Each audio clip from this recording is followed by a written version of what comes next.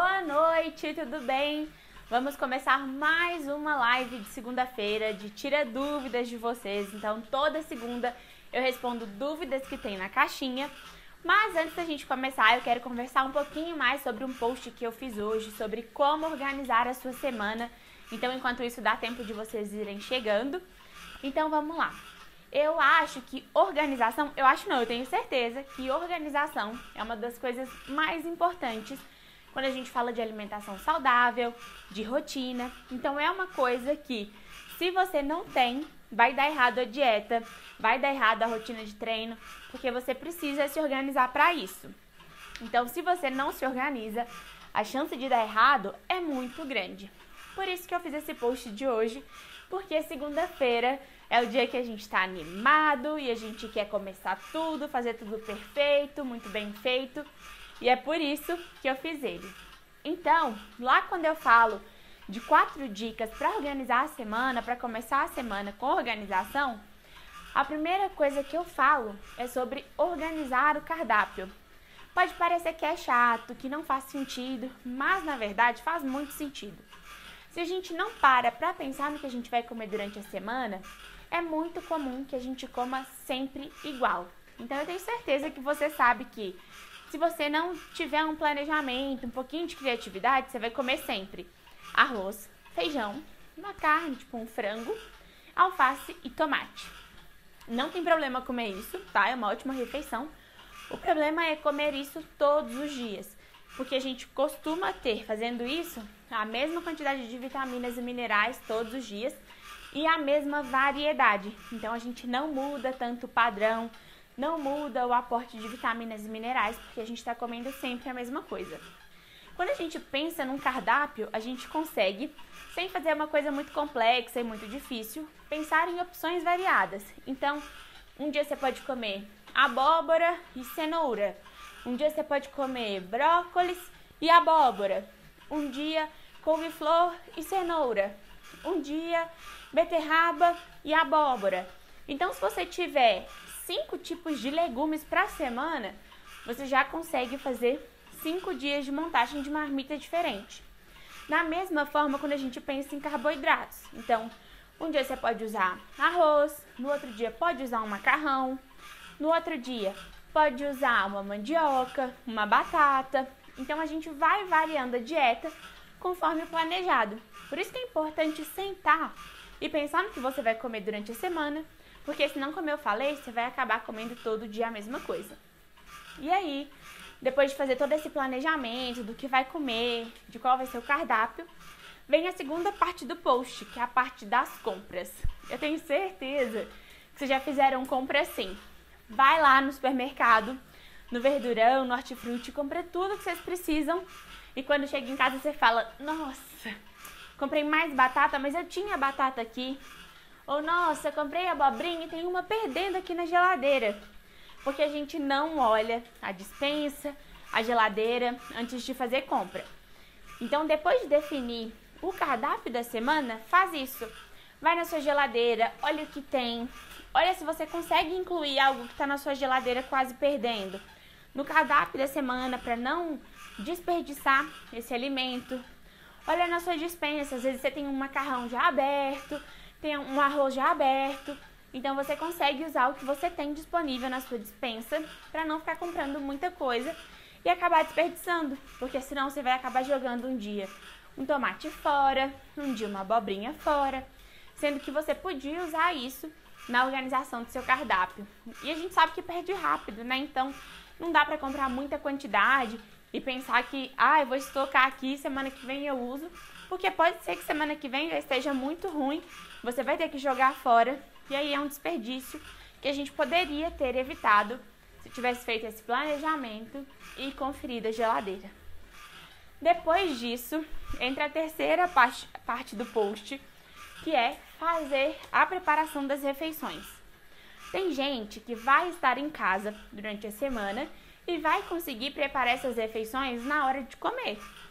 Se esse é o seu caso, ótimo, você consegue fazer tudo bem fresquinho, na hora, temperar do jeitinho que você quer.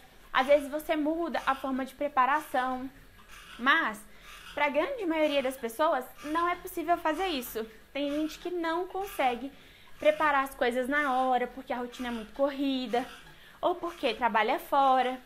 Às vezes está em home office, mas não tem um horário muito certinho de almoço, porque a gente já sabe hoje que quem está de home office, inclusive, está trabalhando muito mais, porque acaba passando despercebido, né, os horários de lanche, de intervalo. Então, para essas pessoas que não tem como preparar a refeição na hora de comer, é uma boa preparar tudo antes. Então, tirar um dia para cozinhar, um sábado, um domingo, e nem é o dia inteiro, é algum momento do dia para preparar essas refeições e deixar congelada algumas opções, outras opções, deixar na geladeira mesmo, embaixo, né, para daqui 1, 2 dias. Então, a gente consegue ter uma alimentação muito mais equilibrada se a gente tira um dia para se programar, para fazer tudo certinho. Então, se é o seu caso, né, de não conseguir preparar as refeições, tenta fazer isso. No final de semana, tira amanhã para preparar suas marmitas e congelar, ou no domingo à tarde. Enfim, em algum horário, tenta fazer a preparação dessas refeições. Porque aí você não tem a desculpa de, ai, nossa, não tenho comida agora, vou pedir no pizza. Ai, nossa, vou fazer um macarrão instantâneo porque eu não tenho nada aqui. Se você tem congelado, você não precisa apelar para essas outras opções que normalmente a gente apelaria se não tivesse comidas prontinho em casa. Então, eu acho que é uma ótima opção. E aí, depois disso, para finalizar esse assunto do post, a gente entra na última parte, que é a parte de organizar a sua rotina. É muito comum hoje um paciente falar comigo durante a consulta que ele não tem tempo. Não tem tempo para fazer nada, a rotina é muito corrida. E aí a gente sempre escuta aquela frase, né? Ai, mas é questão de prioridade. Se você der prioridade para isso, você vai conseguir fazer tudo certinho. Mas nem sempre é questão de prioridade. Às vezes é questão de organização. Então, se você consegue organizar a sua rotina do dia, é muito mais provável que consiga fazer todas as refeições, que consiga treinar. Então, organize o seu dia numa agenda por tópicos para você saber o que você vai fazer ao longo do dia. Então, por exemplo, você tem que treinar. Ah, eu posso treinar de 6 a 7, aí anota. Treino de 6 a 7. 7 eu chego em casa, tomo um banho, arrumo para entrar no trabalho às 8h30, 9 horas. Então, de manhã você já matou isso do treino, você já conseguiu fazer. E ainda toma um café com calma, se arruma com calma para ir trabalhar. E aí você consegue fazer isso organizando a sua rotina para todos os compromissos que você tem no dia. Independente de ser um objetivo saudável, como treinar, ir na academia, né, e fazer dieta, seguir todas as refeições, ou qualquer outra coisa, como buscar os filhos na escola, levar os filhos para natação, fazer uma coisa em casa que você está enrolando há muito tempo. Então, anotar, organizar a sua rotina vai fazer com que isso dê certo, que você consiga fazer por mais tempo, porque você já separou um tempo para fazer aquilo, para aquilo ser a sua prioridade. Então, eu acho ótimo quando a gente consegue organizar, quando a gente consegue preparar tudo com calma. Então, esse planejamento, ele entra aí, tá bom? E aí sim, agora a gente vai começar a falar sobre as perguntas que vocês mandaram. Já conversei bastante sobre o post, então agora a gente vai começar a falar sobre as perguntas. A primeira pergunta de hoje é: devo trocar a farinha de trigo por farinha de amêndoas? Eu sei que isso é uma coisa muito comum hoje em dia, porque a gente entrou muito no universo low carb e cetogênico, então as pessoas começaram a substituir muito as coisas. E a farinha de trigo, ela rodou nisso e entrou a farinha de oleaginosas, então de amêndoa, de castanhas. E depende, tá? Depende do seu objetivo, porque por mais que seja uma opção saudável também, ela é uma opção que tem valor calórico mais alto. Então, se você está fazendo uma dieta para emagrecer, por exemplo, a gente não tem que pensar só, é low carb, é ótimo, eu vou emagrecer fazendo isso. Não, na verdade, você vai emagrecer se você estiver em déficit calórico. Então, você precisa comer menos calorias do que você gasta. E aí, quando a gente vai pensar na farinha de castanhas, de amêndoas, é uma oleaginosa, é um alimento calórico. Então, se você troca, principalmente na mesma proporção, é bem provável que você esteja aumentando o valor calórico da sua refeição. E isso não é bom, isso não é legal, tá? Então, quando a gente pensa em emagrecimento, não é tão interessante assim. Porque no final das contas, quando a gente está emagrecendo, a gente não quer substituir as coisas que a gente come por uma opção mais saudável. A gente quer melhorar o padrão da nossa alimentação e não ficar fazendo trocas de, vou fazer um bolo com farinha de amêndoas porque é low carb, eu vou emagrecer porque eu tô com vontade de comer um bolo agora. Normalmente, não vai passar a sua vontade de doce fazendo essa substituição. Pode ser que não passe, dependendo do quanto essa vontade é de doce, porque a gente sabe que um doce low carb, por exemplo, ele tem menos doce, o sabor de o poder de adoçar dele é mais baixo. Então, pode ser que não passe a sua vontade, você coma alguma coisa com a farinha de amêndoas e depois disso ainda coma um doce normal. Mas quando a gente vai pensar em valor calórico, não é tão interessante assim usar farinha de amêndoas ou de outra oleaginosa em grande volume, em grande quantidade e com grande frequência. Então, cuidado com isso, atenção com isso, porque às vezes você vai fazer achando que está fazendo bem para emagrecer, que vai dar tudo certo, que vai te ajudar no seu objetivo, e o valor calórico dela é um pouquinho mais alto e pode acabar atrapalhando na verdade. Então, atenção, cuidado com isso aí para você não acabar errando e exagerando onde não era para exagerar. Quais são os malefícios do refrigerante zero? Quando a gente fala em dieta, valor calórico, os impactos são muito poucos. Então, a gente consegue tomar um refrigerante zero sem alterar o valor calórico da dieta, sem atrapalhar o emagrecimento. Só que, quando a gente fala de um refrigerante, a gente está falando de um alimento ultraprocessado. É um produto que a gente não consegue fazer em casa de jeito nenhum. Então, a gente precisa prestar atenção nisso porque, apesar de não ter impacto na dieta, tem impacto na saúde. Então, tem conservante, aromatizante, alguns corantes estranhos, né? Não é tão legal consumir com frequência, apesar de não atrapalhar o emagrecimento. Porque eu sei que quando a gente quer emagrecer, a gente acaba ficando só com essa ideia de emagrecimento na cabeça, essa ideia fixa, mas na verdade a gente precisa pensar num contexto todo. Vale a pena emagrecer sem ter saúde? Vale a pena emagrecer abrindo mão da saúde? Não vale. Para qualquer pessoa, em qualquer situação, não vale. Então, assim, eu acho que tudo bem usar de vez em quando o refrigerante zero? Tudo bem, não tô aqui para fazer medo em ninguém. Mas que ele não seja a base da sua alimentação, que ele não esteja na sua alimentação, na sua rotina, porque não é um produto que faz bem para a saúde. Então tenha isso em mente. Não atrapalha a dieta, mas prejudica a saúde. O que fazer para melhorar o intestino? Essa pergunta ela é um pouco vaga demais para mim, para eu conseguir te ajudar. Porque eu não sei o quanto tá ruim o seu intestino. Eu não sei se ele tá preso, se ele tá solto, então se ele tá constipado ou se você tá com diarreia. Eu não sei o que tá acontecendo. Qualquer um dos dois que for, a gente consegue ajustar com a alimentação.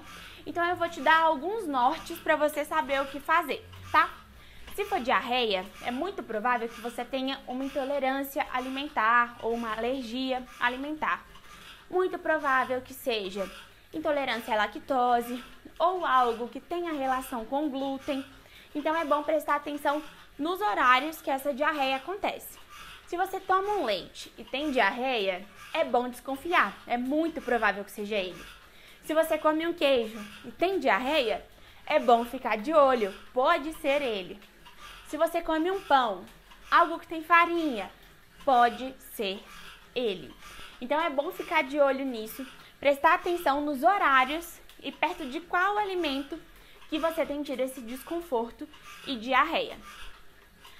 Agora, se a gente fala de intestino preso, é outro cenário.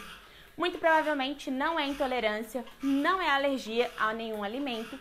É muito provável que sejam algumas coisas. Você pode, por exemplo, estar bebendo menos água do que deveria, e isso faz com que o nosso intestino prenda mesmo. Você pode estar com um padrão de alimentação ruim, que faz com que o intestino prenda mesmo. Você pode comer poucas fibras, que faz com que o intestino prenda. Você pode estar com muita fermentação intestinal. Então, seria legal fazer uma dieta low FODMAP para melhorar isso. Então, tiraria alguns alimentos que são saudáveis, mas que nesse caso pode causar constipação, gases, distensão abdominal. Então, a gente precisa entender o que está acontecendo. Se a alimentação for ruim, é bem provável que seja isso. Se você come poucos vegetais, poucos folhosos, é provável que seja. Se você bebe pouca água, também é provável que seja isso. Então, é bom você identificar quais são os possíveis erros que você está fazendo na sua alimentação, na sua rotina, para identificar qual é o caminho que a gente vai seguir para melhorar esse intestino. De 0 a 10, quanto o álcool atrapalha o emagrecimento? 10, 11, talvez 15. Atrapalha muito. Quando a gente fala de álcool, além de vários outros fatores, a gente está falando de calorias vazias. Então, por exemplo, 1 grama de proteína tem 4 calorias. 1 grama de carboidrato tem 4 calorias também. 1 grama de gordura tem 9 calorias. Só que todos esses macronutrientes, eles têm funções no nosso metabolismo. Eles têm um caminho a ser seguido no nosso corpo, Eles têm um caminho a ser seguido no nosso corpo. É isso, sem enrolar muito. Então, quando a gente fala de álcool, a gente fala de 1 grama de álcool tem 7 calorias. Só que essa caloria não faz nada no nosso corpo. Ela não serve pra nada. É uma caloria vazia que você vai beber e não vai servir de nada pro seu corpo, a não ser virar acúmulo de gordura. Então, atrapalha o metabolismo e atrapalha o emagrecimento, porque quem bebe normalmente não bebe pouco. E quando a gente pensa nisso, a gente tem que pensar em quantas calorias vazias a gente está consumindo ali naquela bebida. E o pior de tudo, quem bebe normalmente come mais, é mais permissivo em relação às comidas. Então é um queijinho, uma porção, um torresmo, qualquer coisa que tá ali, a pessoa come para acompanhar a bebida. E aí a gente tem as calorias vazias do álcool e a gente tem o excesso que a pessoa fez enquanto estava bebendo, porque ela foi comendo os petiscos que estavam ali na frente dela. Então, de 0 a 10, o álcool é 20, prejudicial para o emagrecimento. Você recomenda o uso de alimentos orgânicos? Aqui tem uma coisa que a gente não precisa discutir, que é a qualidade deles. A gente sabe que é muito melhor consumir alimentos orgânicos do que alimentos que têm um monte de agrotóxico, de pesticida. A gente sabe disso. Só que muita gente usa isso como desculpa para não consumir vegetais. Então é comum que a pessoa fale assim: eu não como vegetal porque tem muito agrotóxico e eu sei que faz mal para a saúde, então eu não como. Beleza, faz mesmo mal para a saúde. Por isso que a gente higieniza, descasca alguns para diminuir esse consumo de agrotóxicos. Mas a gente sabe que o peso de qualidade de vitaminas e minerais desse alimento é maior do que o de agrotóxicos. Então, pode ser que você não consiga realmente encontrar ou que seja caro demais, na sua cidade não tenha um produtor de alimentos orgânicos, mas isso não é desculpa para você não consumir. Se você não consegue achar eles, é melhor você comer o que vende lá no Verdurão, no Horti-Sul, do que ficar sem comer. O bom não é inimigo do ótimo. Grava isso na sua cabeça. Se você não consegue comer o orgânico, é melhor comer o que vem do Hortifruti do que não comer nenhum. O que comer no pós-treino? Depende muito do objetivo da pessoa. A gente está falando de uma pessoa que quer emagrecer, de uma pessoa que quer fazer manutenção, de uma pessoa que quer ganhar massa muscular, porque depende. Essa pessoa que quer ganhar massa muscular, ela obrigatoriamente tem que comer algo após o treino, porque ela tem que comer mais calorias do que ela gasta para conseguir, assim, fazer a síntese dessa massa muscular. Então, a gente precisa comer um pouco mais quando está em processo de ganho de massa. A pessoa que quer emagrecer, ela não necessariamente precisa comer antes ou depois do treino. Normalmente, quando a pessoa quer emagrecer, é bem legal que ela respeite a fome dela. Então, se ela chega do treino e não tá sentindo fome, não é necessário que ela coma após o treino, porque ela acabou de treinar e precisa comer. Não tem isso. O ideal é que, se a pessoa que está comendo só quando tem fome, não coma, se não está sentindo fome, mas na refeição que ela fizer após o treino, que ela coma proteína, tá bom? Quais os sinais quando a pessoa está inflamada? Depende de que tipo de inflamação, depende de qual é a causa, mas a gente consegue saber através de alguns sintomas. Então, por exemplo, a pessoa tem muita acne, a pessoa tem muita enxaqueca, tem muitos problemas intestinais, alterações metabólicas, alterações hormonais, então os exames têm alteração. Todos esses sintomas são de inflamação, principalmente uma ferritina muito alta.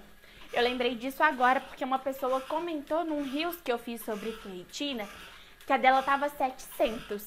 Isso pra gente é sinal de inflamação. Então a gente precisa descobrir o que está acontecendo para tratar isso e baixar essa ferritina. Então você pode normalmente associar a ferritina muito alta. Se você fizer um exame, você vai ver que o PCR também vai estar muito alto, que é um marcador inflamatório. Então é bom ficar de olho nisso, tá?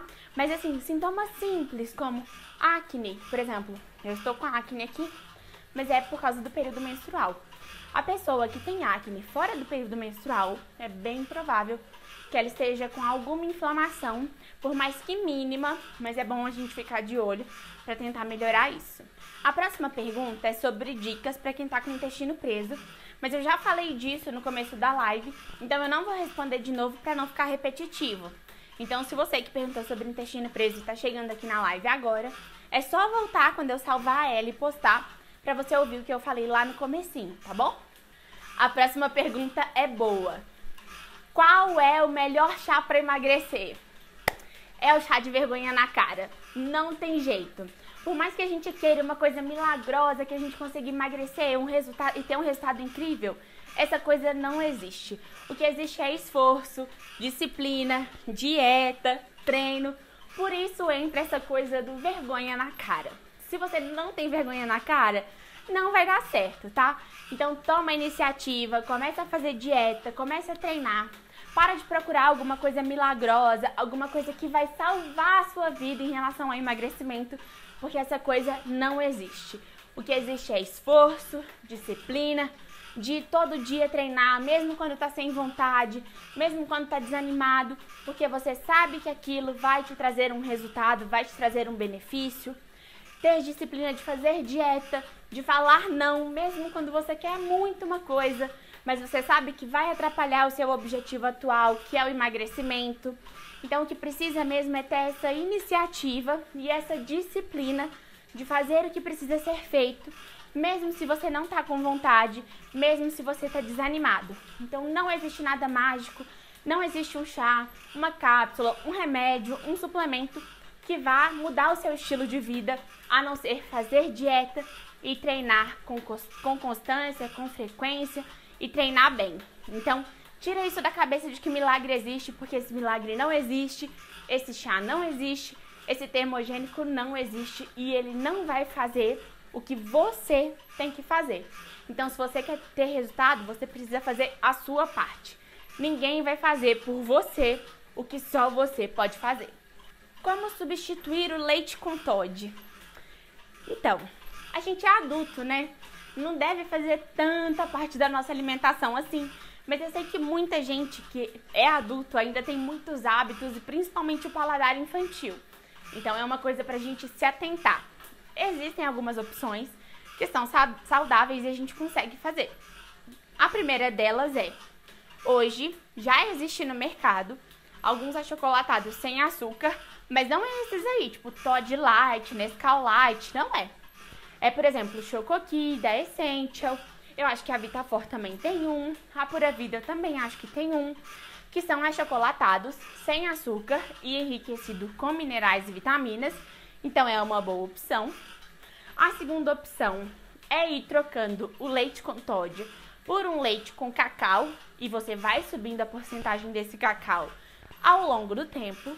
E a terceira opção é tomar um whey de chocolate que seja gostoso. Então, por exemplo, eu gosto muito do whey da Dux e eu acho que realmente fica parecendo um Toddy gelado. Eu também gosto muito de Toddy, assim, quando eu cresci.